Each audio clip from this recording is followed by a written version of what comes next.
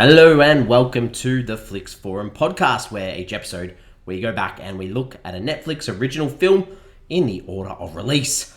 This episode we have Netflix 259th film from 2020. It's the South African romantic comedy Seriously Single. It's directed by Katleho Ramaphakela and Rethabile Ramaphakela. It stars Fulu Mugovhani, Tumi, Morake and Bohang, Moeko. Apologies for my pronunciations. I'm Jesse. I'm here to bring you this episode of the Flix Forum podcast. As always, if this is a Netflix original film that you are keen on checking out, give us a pause and come back a little bit later on, because we are going to talk about it and possibly spoil bits and pieces. And we do so by starting off with the fast flicks, where we do a quick little summary of what the film is all about. So this one is helpless in love, Danao navigates her way through life, desperate for a partner. Interesting. What's this one's about? This one is, I haven't seen in a long time. I literally could find nothing out about this film. I got the basics in that it was released on Netflix worldwide on the 31st of July 2020. It's filmed in and around Johannesburg in South Africa, Joburg.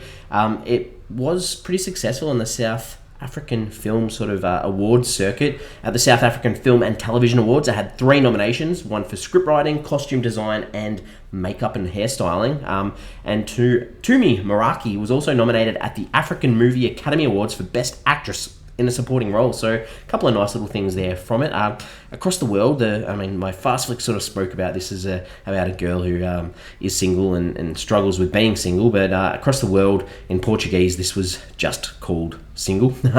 In Chinese it was called Single Love Monster. So obviously the translators there didn't find our protagonist a very nice person, and in Vietnamese it's called Truly Single. So all play on that idea of being single, and that's where this film goes. So what audiences and critics saying about this one? Rotten Tomatoes sits at a 67% on 6 reviews. That's fresh.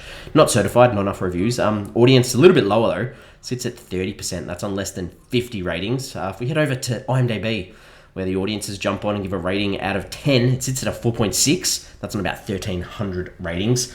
Letterboxd, a little bit low as well, at a 2.6 out of 5, but that's only on 982 ratings, logged by about 1,600 people. So again, not a lot of eyeballs. Metacritic sits at a 39 on 12 critic reviews. That's in the red, so on the very low end of being positive, and the audience also in the red sits at a 3.2 out of 10 on 70 reviews. So overall, not many good things to be said about this film, but what am I going to say about it?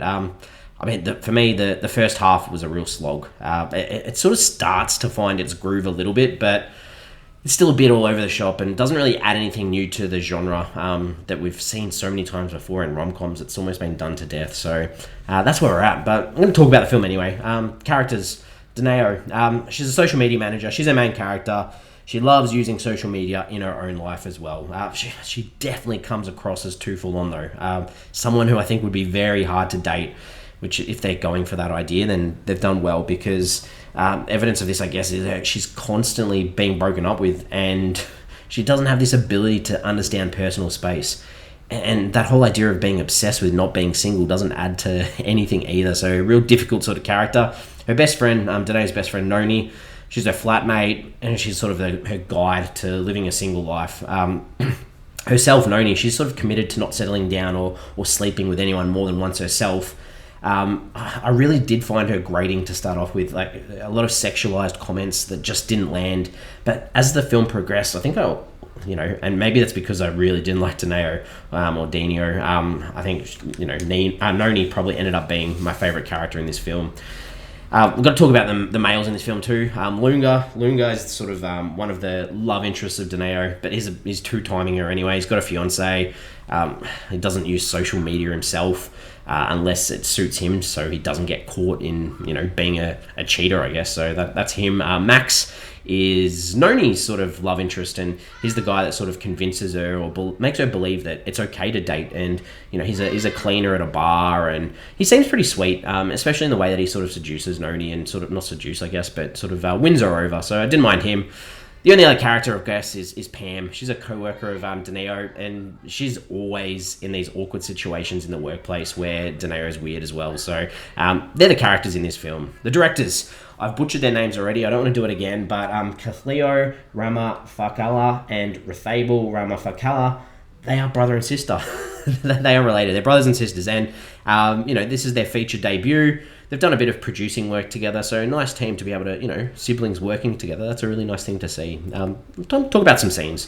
What are some scenes in this one that stood out? Things that I liked. I think, there are some things I liked, and obviously there's some things I didn't like. But to start off with, I think, Daneo, she sort of goes a bit full on once she sort of builds this romantic connection with Lunga at his place, and she sort of, got a copy of his keys and waits for him to get back, and she's dressed up all in this sexy sort of outfit, and she's got a meal waiting for him. And it was just funny because he was a bit surprised and like, get out of my house, and he sort of worked out that she didn't actually cook the meal anyway, it was takeaway. So I thought that was funny. Daneo, there's this stage where she's yelling off the balcony, out the top of her lungs that she's single, and there's this guy in one of the apartments nearby that sort of yells out, "Shut up, I've got kids sleeping." That made me laugh. Just so connectable. Do anything to get those kids to sleep a little bit longer. Max and Noni, they sort of start to hit it off, and there's this moment where they sort of sneak back into Noni's place, and obviously Daneo lives there as well, and they want to stay quiet so they don't wake her up, and they end up making a bit of noise, knocking things over, turning the TV on. But that was quite funny, I thought. They do set up this double date when with Max and Noni and Lunga and Daneo, and I just liked how cold Noni was, like the protective best friend of Daneo to him. I thought that just the stare that she gave him was great.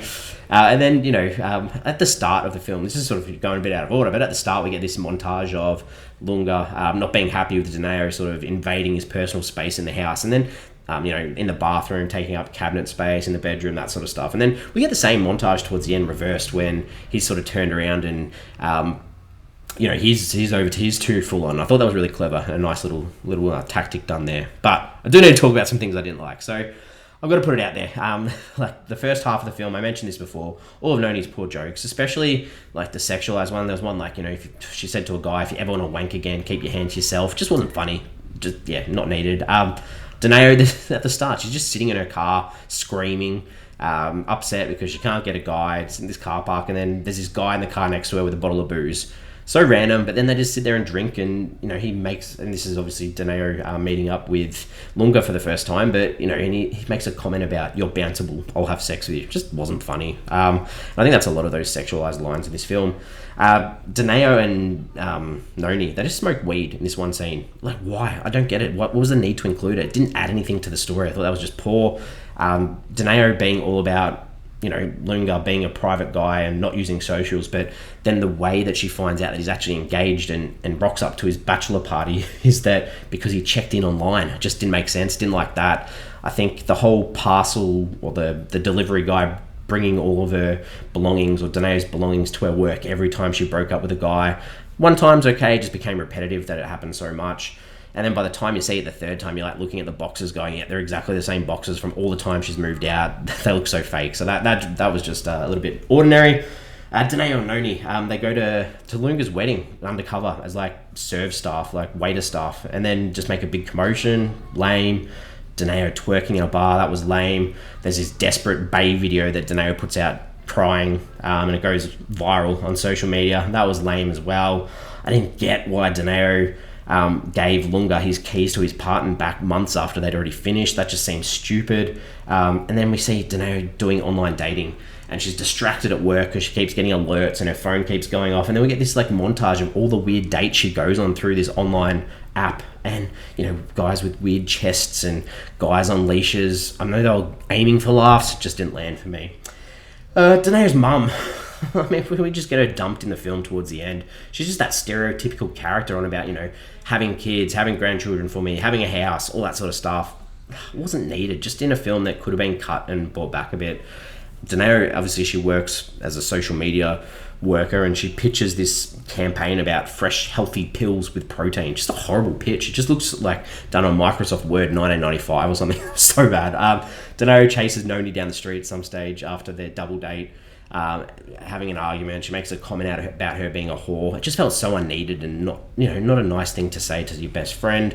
And then finally, the closing scene, absolute garbage. It's meant to be this momentous thing that, Daneo works out, yeah, cool, I'm an independent woman, I can do what I want to do. And we just see her like on this sort of safari across the savannah, and she's smiling at the camera, and we get these drone shots of her on the safari track. There's no safari driver, there's no other passengers, no one else in the car. It was just really, really rubbish finish.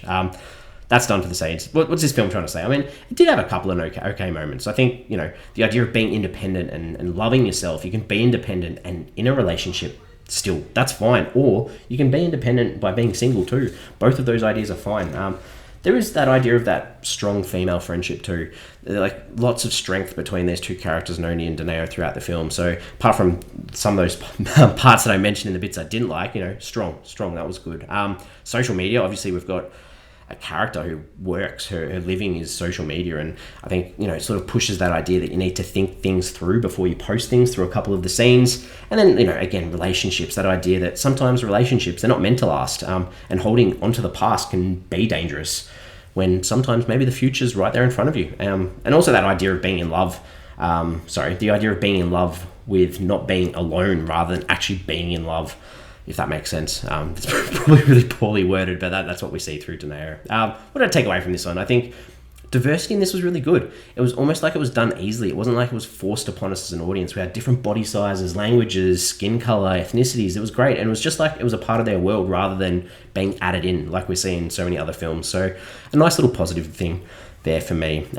Questions, ponderings. What am I thinking about this? I think, in the opening scene, we see Daneo, she's in her car and she's on her phone, texting and driving. Is this legal in South Africa? Because I don't know any country where you can actually be on your phone texting and driving. I thought that was a bad look. And then the other thing that was a bad look was this over-reliance on alcohol. The girls, whenever they were trying to deal with something or what was going on in their lives, they'd get drunk, they'd get absolutely plastered, they'd be hungover, and it'd impact their work, it'd impact everything. I just thought it wasn't needed so much. It's okay to go out and have a drink to celebrate or go out and have a drink to commiserate at times, but it seemed like this was just it was almost leading into alcoholism, the way that they were doing it. So I thought that was a bit ordinary. I'm ready to wrap this up. We give the films a rating out of 5. For me, I've mentioned it's got some pretty ordinary moments and some pretty ordinary characters, really, but the back end sort of redeemed it a little bit. I mean, it's pretty easy entertainment to chuck on if you want something light that you don't really need to focus on. It's not as bad as some of the stuff that we've watched. I'm giving it a 2 out of 5, so 2 out of 5 for me on this one. We're on socials. We've got X, formerly known as Twitter. We've got Facebook and Instagram. Give us a follow. Give us a like if you can. Question I wanted to ask is, would you hire Daneo to run a social media campaign? Because that's her job. For me, I definitely wouldn't. I would not let her anywhere near a brand that I had any sort of connection with, because I think she'd just be so poor at it. And that's probably because she's such a poor character. Please do subscribe if you can. Give us a thumbs up or give us 5 stars on whatever podcast platform you use. We're back next week. Next week, got another 2020 film. This one, it's an Indian Hindi language thriller drama called Rat Al-Kali High. It's directed by Honey Turan and stars Nazwadini Siddiqui, Radhika Apte, Shweta Tripathi, Aditya Srivatsa, Tijmanshu Dhulia, and Shivani Raghuvanshi. Cool. I'm excited. A Hindi language thriller. Come listen next week if you're interested. Other than that, as always, thanks for listening. See you then.